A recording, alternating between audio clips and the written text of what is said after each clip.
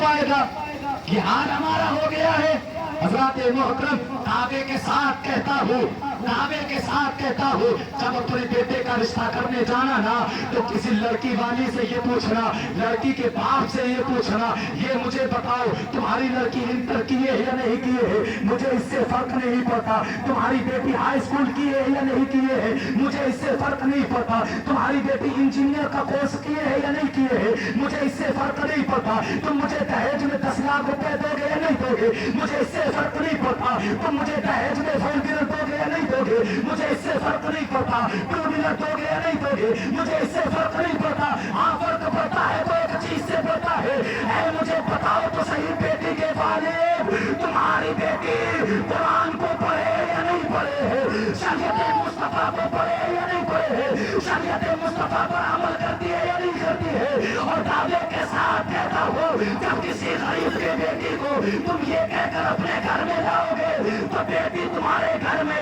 قدم بعد میں رکھے گی, غریب کا دل بعد میں مسکرائے گا, غریب بعد میں خوش ہوگا, بیٹی کا قدم تیرے گھر میں بعد میں آئے گا. مدینے والا تاجدار تجھ سے پہلے راضی ہو جائے گا. سبحان اللہ, سبحان اللہ. مدینے کے تاجدار تم سے پہلے راضی ہو جائیں گے, کسی کے پاس جانے کی ضرورت نہیں ہے. پیارے آگے کے ساتھ کہتا ہوں لکھ لو, اگر شریعت مصطفیٰ پر عمل نہیں ہے اور جو تعویذ بنوانے کسی بھی مولوی کے پاس جانتے ہو نا, تو تعویذ تو بہت دور کی بات ہے. اگر تم اس مولانا کو بھی تعویذ بنا کر گلے میں لٹکا لو گے نا پھر بھی شفا نہیں. نماز چھوڑ رہے ہو اور سوچ رہے ہو تعویذ راحت دیتے, نماز چھوڑ رہے ہو کوئی فرق نہیں پڑتا, مؤذن اذان پکارنا فرق نہیں پڑتا, شرم نہیں آتی. ہاں ایک چیز ہے, اگر کہیں سے ہمیں دعوت آ جائے, دعوت مل جائے, حضرت جی دعوت مل جائے تو دعوت نہیں چھوڑیں گے. کیوں؟ کیونکہ سوچتے ہیں اگر دعوت چھوڑ دی تو وہ بڑا مہمان مجھ سے ناراض ہو جائے گا, اس کے یہاں اگر ہم نہ گئے تو وہ مجھ سے خفا ہو جائے گا, وہ اگر وہاں پر گئے تو وہ ہم سے ناراض ہو جائے گا. پیارے ہم دنیا کے مہمان کا خیال کر رہے ہیں, دنیا کے مہمان کا خیال کر کے ہمیں سوچتے ہیں وہ مجھ سے ناراض ہو جائے گا, وہ مجھ سے خفا ہو جائے گا. دنیا کو چھوڑو نا پیارے, جس نے پوری دنیا کا نزول فرمایا اس رب کعبہ کی ذات.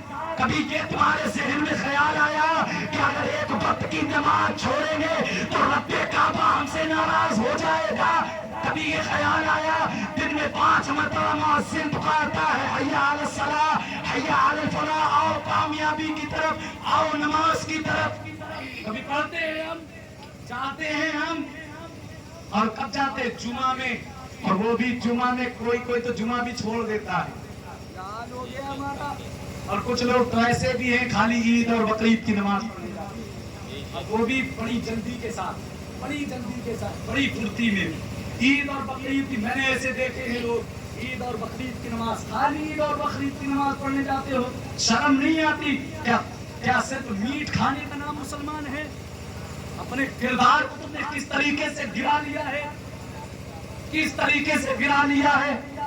شریعت مصطفیٰ پر عمل کرو پیارے, اور شریعت مصطفیٰ پر جب تم عمل کرو گے, نبی سے عشق کی, جب نبی سے سچی پکی محبت کرو گے نا پیارے, اور نبی کے بتائے ہوئے راستے پر جب تم عمل کرو گے تو پتا ہے پیارے میرا امام احمد رضا بھی تم سے راضی ہو جائیں گے, غوث اعظم بھی تم سے راضی ہو جائیں گے, مدار اعظم بھی تم سے راضی ہو جائیں گے, خواجہ غریب نواز بھی تم سے راضی ہو جائیں گے, حضور زین العابدین بھی تم سے راضی ہو جائیں گے, میرا امام بھی تم سے راضی ہو جائے گا, میرے امام حسن بھی تم سے راضی ہوں گے, میرے مولا علی بھی تم سے راضی ہو جائیں گے. جب تم شریعت مصطفیٰ پر عمل کرو گے مدینے کے تاجدار بھی تم سے راضی ہو جائیں گے, اور کل کائنات کا مالک و مختار بھی تم سے راضی ہو جائے گا.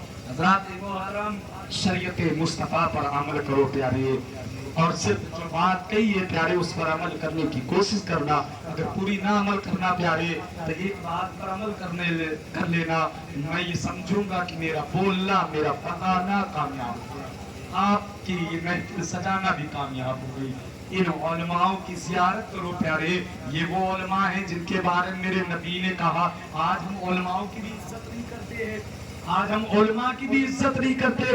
وہ علماء جس کے بارے میں میرے نبی نے کہا تھا العلماء امتی کا انبیاء بنی اسرائیل. ان علماؤں کی طرف میرے نبی نے کہا تھا میری امت کے علماء بنی اسرائیل کی نبیوں کی طرح ہیں, بنی اسرائیل کی نبیوں کی طرح ہیں. آج ہم علماؤں کا ادب کرنا نہیں, آج ہم علماؤں سے دور ہو گئے ہیں, علماؤں کی عزت کرنا نہیں جانتے. سوچو نا پیارے, نبی نے فرمایا, میرے آقا کائنات صلی اللہ تعالی علیہ وآلہ وسلم نے ارشاد فرمایا من طال عمرہ وحسن عملہ. میرے نبی ارشاد فرماتے ہیں کہ جس کی عمر لمبی ہو, جس کی عمر طویل ہو, وہ اچھا انسان ہے. جس کی عمر لمبی ہو اور عمل اچھے ہوں وہ اچھا انسان ہے.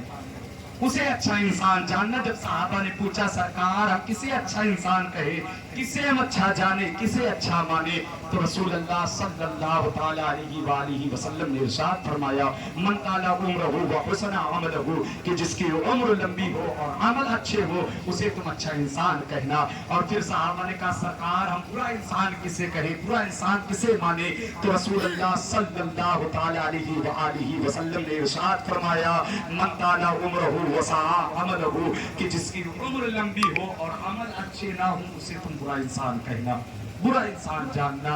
حضرات محترم مذہب اسلام کو ماننے والے ہیں, نبی کے عاشق ہیں, نبی سے محبت رکھنے والے ہیں, نبی کی بتائے ہوئے راستے پر اپنی زندگی کو گزارنے کی کوشش کریں پیارے, نبی کے فرمان پر عمل کرنے کی کوشش کریں. ایک مرتبہ کر کے دیکھو پیارے, دل کو وہ سکون آئے گا, دل کو وہ لطف ملے گا, وہ سکون ملے گا پیارے کہ تمہارا کلیجہ تک کے ٹھنڈا جائے گا. آپ رب کی رضا کے لیے جیے پیارے. امام غزالی فرماتے ہیں یہ دنیا ایک خوبصورت دھوکہ ہے, اس دھوکے میں آ گئے تمہاری دنیا اور آخرت دونوں تباہ و برباد ہو جائے گی. حضرات محترم ہم مذہب اسلام کے ماننے والے ہیں, اپنے کردار کو آج بھی چاہو تو انقلاب پیدا کر دو پیارے, آج بھی انقلاب پیدا کیا جا سکتا ہے. نہیں تو پھر وہی بات کہوں گا جو علامہ اقبال نے کہا تھا کہ نہ سنبھلو گے تو مٹ جاؤ گے اے ہندی مسلمانوں, تمہاری داستان بھی نہ باقی رہے گی. داستان کی کتابوں میں اللہ رب العزت کی بارگاہ میں دعا ہے میرے پروردگار عالم, میں نے جو کچھ بھی باتیں بتائی ہیں اس میں سب سے پہلے مجھے عمل کرنے کی توفیق عطا فرمائے, بعد میں آپ لوگوں کو عمل کرنے کی توفیق عطا فرمائے. وما علینا الا البلاغ. السلام علیکم ورحمۃ اللہ تعالی وبرکاتہ. اپنے ہاتھوں کو فضاؤں میں لہرا کر ایک مرتبہ پڑھیں لا الہ الا اللہ محمد رسول اللہ صلی اللہ تعالی علیہ وآلہ وسلم. ایک مرتبہ اور پڑھیں لا الہ الا اللہ محمد رسول اللہ صلی اللہ تعالی علیہ وسلم. ایک مرتبہ اور پڑھیں لا الہ الا اللہ محمد رسول اللہ صلی اللہ تعالی علیہ وسلم. جس نے ایک مرتبہ کلمہ پڑھا لا الہ الا اللہ کا, اللہ رب العزت نے لا الہ الا اللہ کہنے پر اللہ رب العزت نے اسے 12,000 نیکیاں 12,000 نیکیاں لکھی جاتی ہے. اور جب دوسری مرتبہ وہ پڑھتا ہے محمد رسول اللہ صلی اللہ تعالی علیہ وسلم تو پھر 12,000 لکھی جاتی ہے. پورے ایک مرتبہ کلمہ طیبہ کو پڑھنے کا ثواب 24,000 نیکیاں ملتی ہیں.